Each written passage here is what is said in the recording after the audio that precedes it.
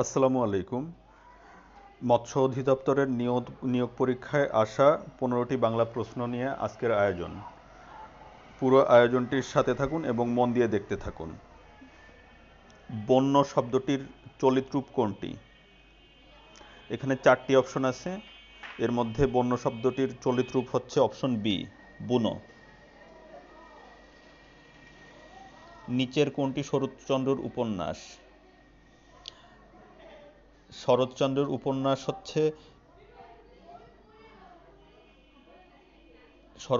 উপন্যাস হচ্ছে শেষ প্রশ্ন, যোগাযোগ, আরণ্যক, মাঝির ছেলে। এই তিনটি শরৎচন্দ্রের উপন্যাস নয়।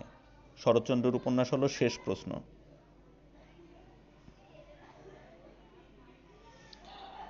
বাংলা সাহিত্যে ভোরের পাখি বলা হয় কাকে? বাংলা সাহিত্যে ভোরের পাখি বলা হয়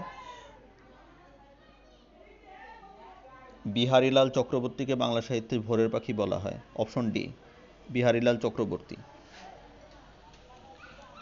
রবীন্দ্রনাথ কত সালে নোবেল পুরস্কার লাভ করেন? রবীন্দ্রনাথ নোবেল পুরস্কার লাভ করেন অপশন সি, 1913 সালে। তুর্কি ভাষার শব্দ কোনগুলো?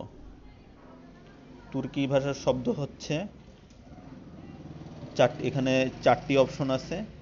4টি অপশনের মধ্যে অপশন সি, চাকু এবং তোপ, এটা হচ্ছে তুর্কি ভাষার শব্দ, চাকু এবং তোপ। গায়ক শব্দটির সন্ধিবিচ্ছেদ কোনটি? গায়ক শব্দটির সন্ধিবিচ্ছেদ হচ্ছে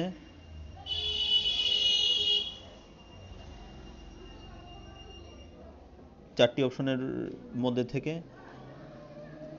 গই প্লাস অক। বিজ্ঞানের সঠিক সন্ধিবিচ্ছেদ কোনটি? বিজ্ঞানের সঠিক সন্ধিবিচ্ছেদ হলো অপশন সি, বিদুষী। নিচের কোনটি সমষ্টিবাচক বিশেষ্য? সমষ্টিবাচক বিশেষ্য হচ্ছে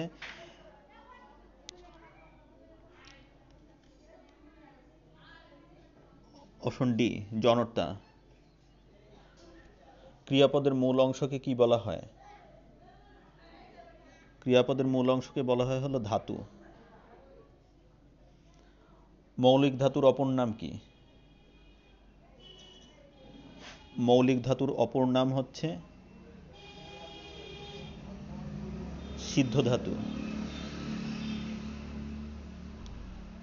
বিহগ এর সমার্থক নয় কোনটি?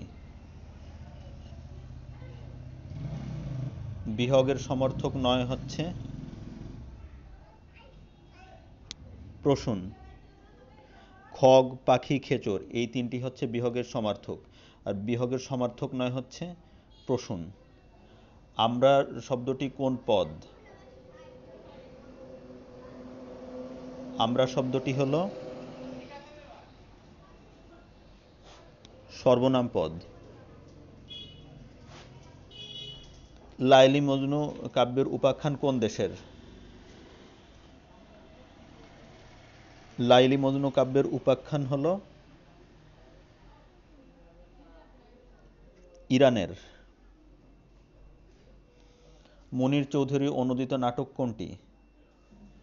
মুনীর চৌধুরী অনূদিত নাটক হচ্ছে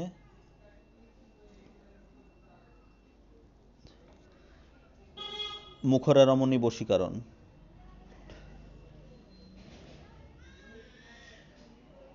আবার পড়ছি, মুনীর চৌধুরী অনূদিত নাটক হচ্ছে মুখরা রমণী বশীকরণ।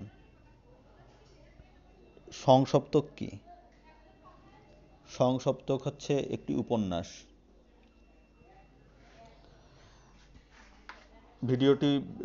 ভিডিওর প্রশ্নগুলো বারবারই বিভিন্ন পরীক্ষায় এসেছে। মৎস্য অধিদপ্তরের পরীক্ষা ছাড়াও বিভিন্ন পরীক্ষায় এসেছে। ভিডিওটি ভালো লেগে থাকলে আমার চ্যানেলটি সাবস্ক্রাইব করুন এবং পাশে থাকা বেল আইকনটি প্রেস করুন। আজকের ভিডিও এ পর্যন্তই। সবাই ভালো থাকবেন, সুস্থ থাকবেন।